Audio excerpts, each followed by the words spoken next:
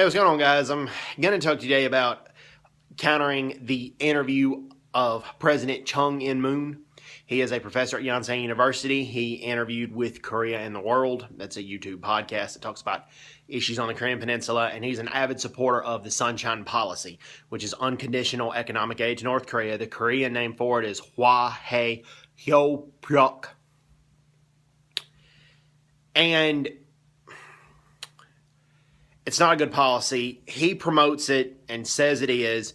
Okay, one of the things that he said is that there was nothing wrong with giving North Korea $400 million to have concession over the Mount Kumgang area and the Kaesong industrial facilities. Okay, well, first of all, South Korea did not have complete concession even after paying North Korea all that money.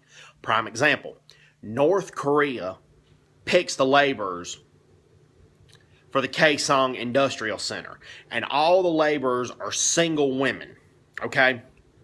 For two reasons. One, North Korea is a very sexist society, so women don't have as much of a voice or a say-so. And what little voices or say-sos there are in that society. So usually people are not going to believe words coming from a woman's mouth if they talk about how good the industrial facility is compared to regular North Korea. Number two,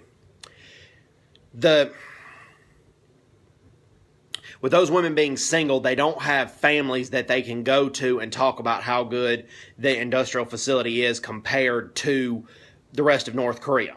That's for the second reason. There's also a third reason, okay? All right. The third reason is North Korea takes about 3/4 of the pay those women working in the Kaesong industrial facility make.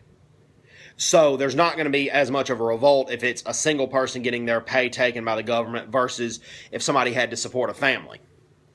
South Korea has no say-so in that with the Kaesong industrial facility. Also, Mount Kumgang. When visitors visited there, they had to pay astronomical prices to visit. And when you paid to visit, most of that payment went to the North Korean government. Okay? Also, visitors were taken down a narrow road, and around the resort facility, it was barbed wires everywhere. The government watched every move the visitors made. Red flags were raised every time a visitor committed an error.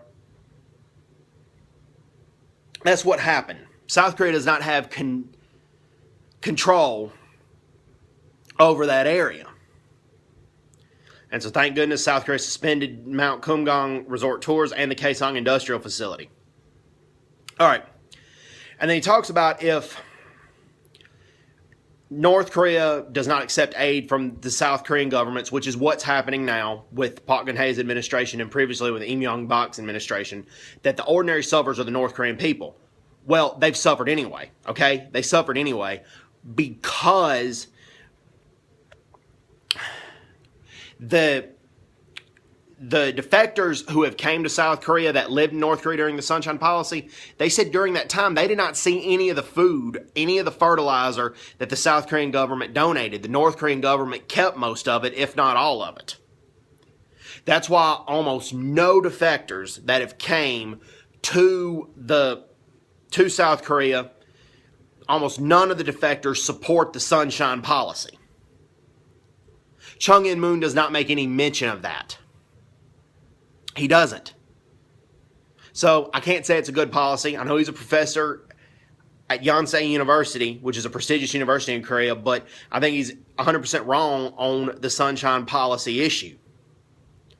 And also, he talks about the light water reactors are the majority, or at least half of the South Koreans' donations to North Korea were the light water reactors. Well, the light water reactors can be used to make conventional electricity plus nuclear weapons. When the Bush administration offered an alternative, conventional electricity, where the North Korean government could have electricity like this, North Korea declined it. Why did they do that? Why are the light water reactors necessary in that situation? You got to ask yourself that. So anyways, hope everybody's doing well. Take care. God bless, and bye-bye. Bye-bye.